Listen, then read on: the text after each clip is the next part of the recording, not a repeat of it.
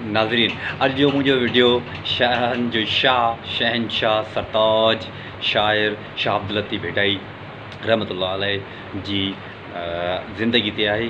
ऐं महिरबानी करे इन खां अवल मुंहिंजो यूट्यूब सब्सक्राइब कंदा ऐं बाद में ही तव्हांजे लाइ रिपोर्ट हली रही आहे ऐं ॾिसो ऐं इंजॉय कयो। हज़रत शाह अब्दुल लतीफ़ भिटाई रहमतुल्लाह अलैह सन 1790 शाह हबीब जे घर में जनम वरितो। शाह साईं ॼमंदे ॼाम हुयो।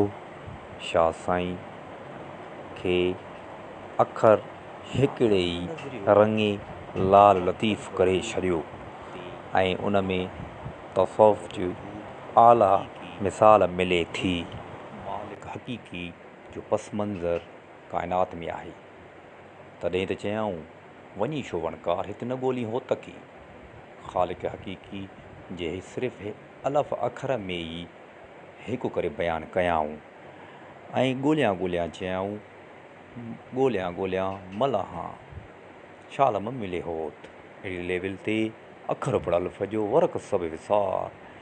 शाह साईं जो नज़रियो मुख़्तलिफ़ न आहे, तसव्वुफ़ ते वाज़े आहे।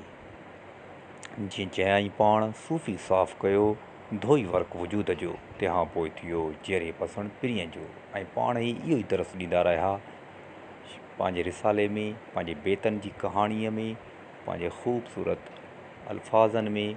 ई त ख़ालिक हक़ीक़ी खां सवाइ को बि कोन्हे ऐं उन जी ई इबादत करियो ऐं हिकु ई अखर आहे अलफ़।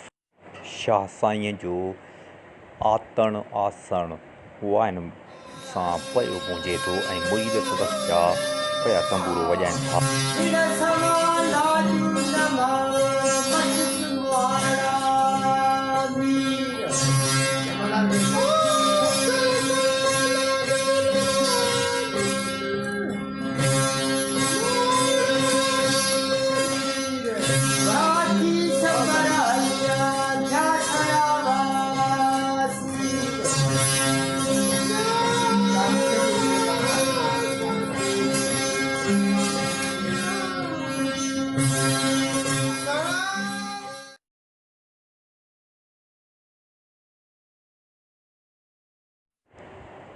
स्टेज सूफ़ी प्रोग्रामनि ते शाह साईं जे बहितरीन ख़ूबसूरत बैतनि सां पिणु जेको आहे सो स्टार्टिंग कई थी वञे।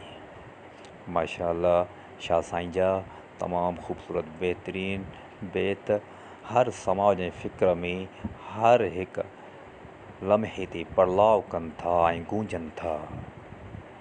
अचो त हाणे असीं शाह साईं जी पैरवी करे पंहिंजी धरतीअ जो मान मथाऊं कयूं ऐं अदब इख़लाक़ सां मुआशिरो पिणु संवारियूं।